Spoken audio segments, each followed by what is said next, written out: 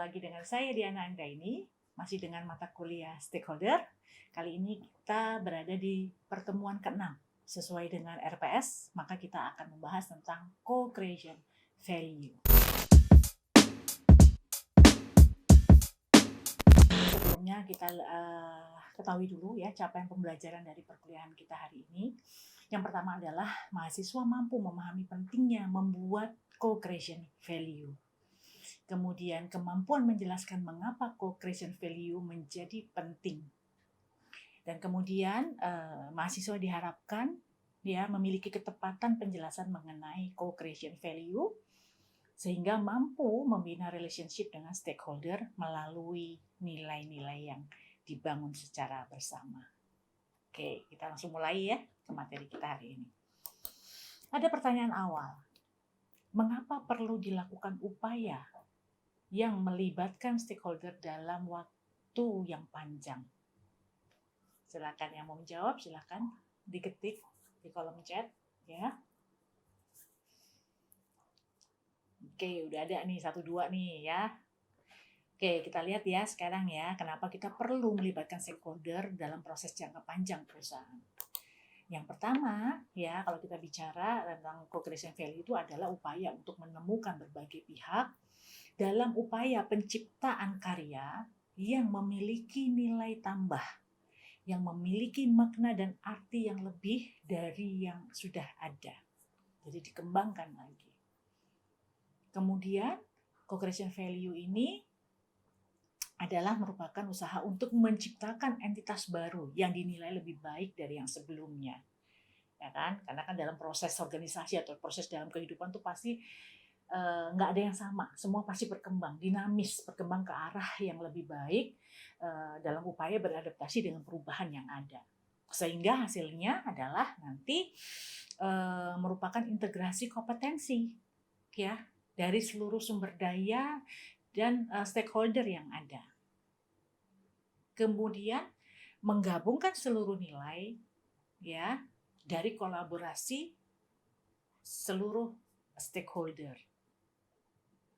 Ya, stakeholder di sini saya gabungkan dengan tidak hanya stakeholder eksternal tetapi juga internal, ya. Kemudian co-creation value merupakan proses kreasi bersama dalam membentuk nilai sebagai atau yang digunakan sebagai platform bersama. Jadi harus disepakati secara bersama. Kemudian co-creation value ini merupakan kolaborasi dan proses kreatif, ya. Yang dilakukan berdasarkan interaksi yang dinamis ya, interaksi yang interaktif ya dalam mengembangkan entitas tadi. Sehingga kombinasi nilai-nilai yang dibangun dari seluruh stakeholder itu akan terlihat dalam aktivitas bisnis yang dilakukan. Nah, selain itu kita akan bisa melihat dari co-creation value ini, kita akan bisa melihat penerapan sumber daya dan pertukaran kompetensi antar stakeholder untuk menciptakan nilai yang sama, ya. Dan saya melihatnya co-creation value ini dia merubah pasar. Kalau pasar itu kan jual tempat orang bertukar jual beli gitu ya. Tapi pasar ini menjadi yang menurut saya yang lebih humanis gitu ya. Menjadi forum tempat berdialog antar konsumen, ya antar perusahaan, kemudian komunitas ataupun jaringan perusahaan gitu ya. Jadi tempat yang tadinya itu sebagai tempat yang kita bilang pokoknya transaksional banget, ternyata enggak loh, menjadi forum yang menurut saya sangat dialogis ya, sangat humanis gitu ya, karena menjadi tempat dialog bersama. Dialog tentunya dialog interaksi dialog yang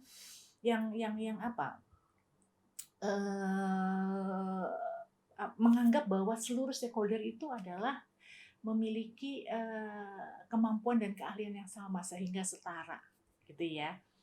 Nah, kemudian sehingga kalau ini dilakukan maka akan menciptakan keuntungan secara bersama. Jadi nah inilah ya, dalam sebuah bisnis kadang-kadang kita dihadapkan pada persoalan tidak hanya sekedar bagaimana cara kita memperoleh profit, tapi juga bagaimana profit ini juga dapat dibagi secara bersama. Gitu ya. Dan komunikasi yang dilakukan adalah two-way communication, ya, bentuknya adalah dialog tadi, partisipasi dan kesetaraan. Karena tadi dengan mengubah pasar menjadi forum dialog itu ya menurut saya, karena kan kita akan merasa sama, ya, kita akan merasa setara. Ketika orang merasa setara, dia akan berani berdialog. Ketika dia akan berdialog, maka dia mau berdiskusi karena dia dianggap sebagai memiliki kalau saya bilang memiliki satu posisi bargain power yang sama, ya. Karena apa? Karena seluruh stakeholder dianggap sebagai sebuah partner atau dianggap sebagai partner perusahaan. Jadi nggak ada kamu pembeli, kamu penjual, kamu kaya, kamu miskin, nggak ada, semua dianggap sama. Nah, inilah pentingnya co-creation value. Nah, tadi kenapa gitu ya co-creation value menjadi penting? Yang pertama, saya selalu mengatakan adanya dinamika terhadap perubahan bisnis di dunia secara global itu sangat cepat. Sehingga kadang-kadang perusahaan tidak mampu sendiri. Sehingga mereka kan harus survive dalam menjalankan usahanya. Sehingga untuk survive itu atau dalam proses adaptasi itu mereka harus menggandeng stakeholder yang ada. Ya kan? Nah, ketika membangun co-creation value, hubungan ini dibentuk secara bersama. Win-win solution gitu. Jadi nggak ada win-lose, win-win solution. Karena kebutuhanmu apa? Kebutuhan kami ini. Bisa nggak dipertemukan? Gitu kan. Oh bisa, caranya dengan apa? Nih loh, kita sama-sama bikin.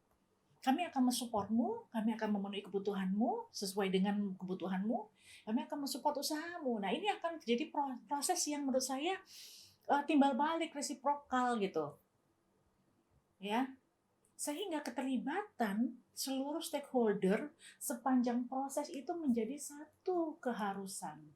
Nggak bisa cuma perusahaan sendiri, nggak bisa cuma komunitas sendiri, nggak cuma supplier sendiri, tetapi semua ini harus saling berinteraksi. Ya, tentunya ketika proses berinteraksi itu dilakukan untuk mengurangi kesalahpahaman yang ada.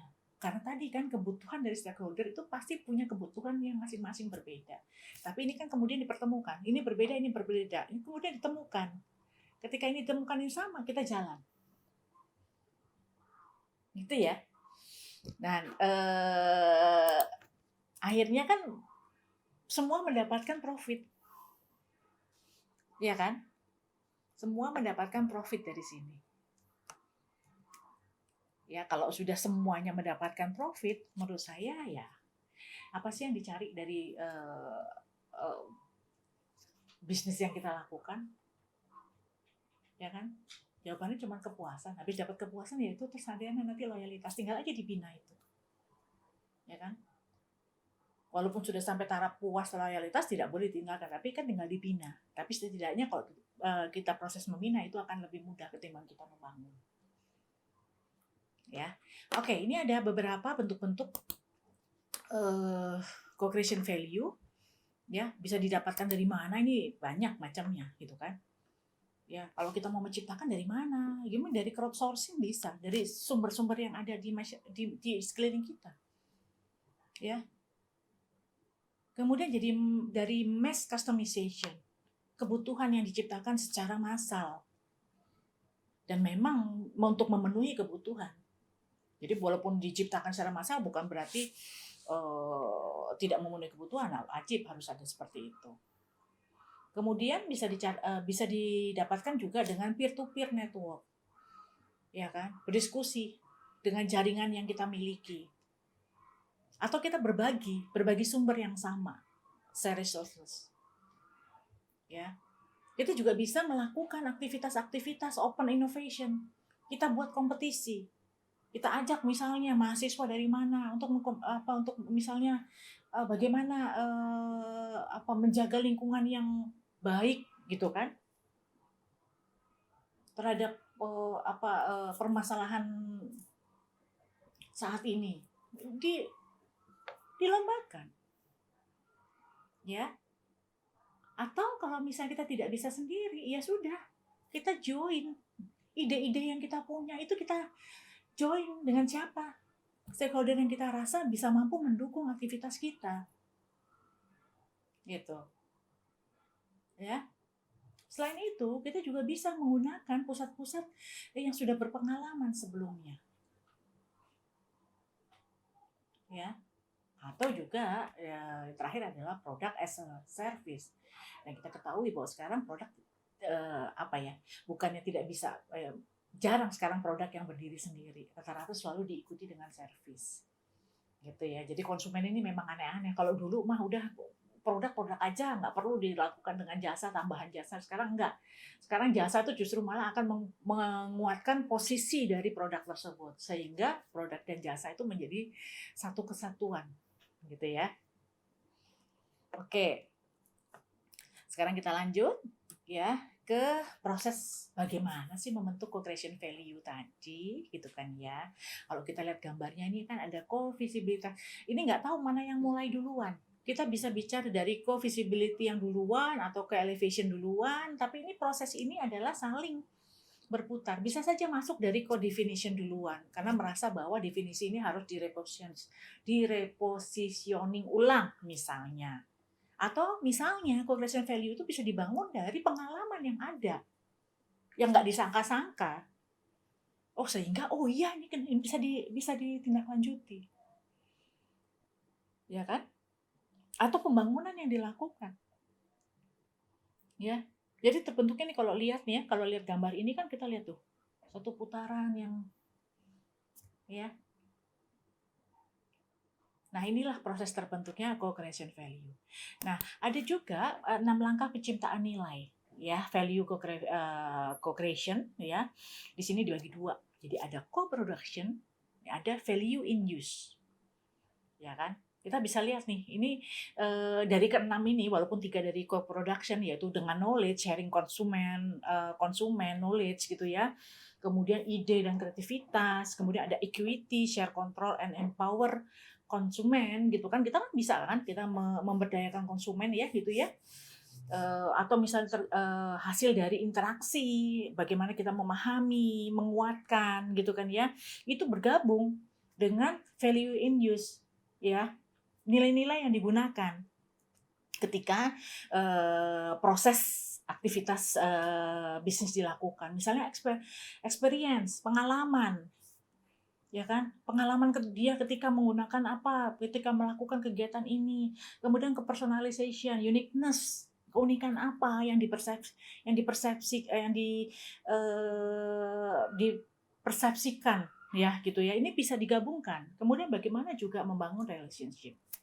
Ya, nah tentunya nih relationship ini adalah resiprokal tadi ya, hubungan timbal balik atau interaktif, ya interaktif dengan konsumen. Nah ini bergabung sehingga makanya di tengah dikatakan sebagai co-creation value.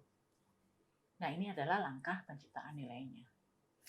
Nah kemudian ini ada juga di sini terkait dengan penciptaan nilai bersama. Ya juga ada lagi lah istilahnya, ada beberapa versi.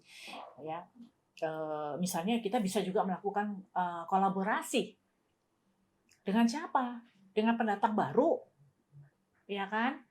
Karena kadang-kadang pendatang baru itu adalah merupakan produk yang sama yang dihasilkan oleh perusahaan kita untuk memenuhi kebutuhan dari stakeholder yang berbeda. Ada juga substitusi, produk pengganti. Bagaimana juga misalnya perluasan konsumennya. Misalnya kita semakin luas nih pasar kita, konsumen kita juga semakin beragam. Kita juga bisa menciptakan nilai bersama dengan kompetitor. Kompetitor itu memang bersaing, tapi dalam waktu-waktu tertentu, misalnya mereka dalam satu asosiasi yang sama, mereka bekerja sama. Ya kan, mereka akan menjaga pasarnya masing-masing. Atau juga dengan supplier. Ya. Oke. Nah, ini ada beberapa contoh ya. Ini ada beberapa contoh-contoh yang bisa saya share di sini. Bagaimana membangun co-creation value. Kita lihat nih di sini, ya. Co-creation value yang dihasilkan dari organisasi yang yang fokusnya adalah kepada ekosistem. Ya, dia ada P1-nya, co-experience, ya, pengalamannya dia, bagaimana itu dibangun secara bersama. Kemudian resiprokalnya itu dia co-definition, didefinisikan kembali. Ya. Didefinisikan kembali untuk mendapatkan satu strategi yang baru sehingga kemudian dikuatkan dalam co-elevation. dan kemudian dibangun kembali secara bersama, dan ekosistem ini berubah, berresiprokal ya istilahnya ya, timbal balik ya. Kemudian ada juga co-creation value yang dibangun untuk menguatkan social network. Caranya berbeda dengan tadi ekosistem tadi. Ini misalnya akses pertama, kemudahan mereka mendapatkan akses, stakeholder-nya mendapatkan akses. Kemudian bagaimana stakeholder tersebut melakukan dialog-dialog. Kemudian bagaimana bentuk transparansi terhadap hasil yang dihasilkan dari social network tadi. Dan bagaimana risk atau benefit, resiko dan keuntungan yang akan diperoleh oleh setiap stakeholder. Kemudian ada juga di sini co-creation in B2B ya, business to business. Nah, ini lebih gede lagi nih gitu ya. Nanti tapi di sini ada supplier value proposition, financial value, kemudian dia naik ke atas ke third party user communities ya. Kemudian ada juga di bawah nih consumer ya, consumer use value, value experience-nya seperti apa. Kemudian ini ketiga ini ya membentuk satu triangle gitu ya. Kemudian ini konsumen difasilitasi dengan value-value yang dihasilkan dari ketiga elemen tadi. Gitu ya.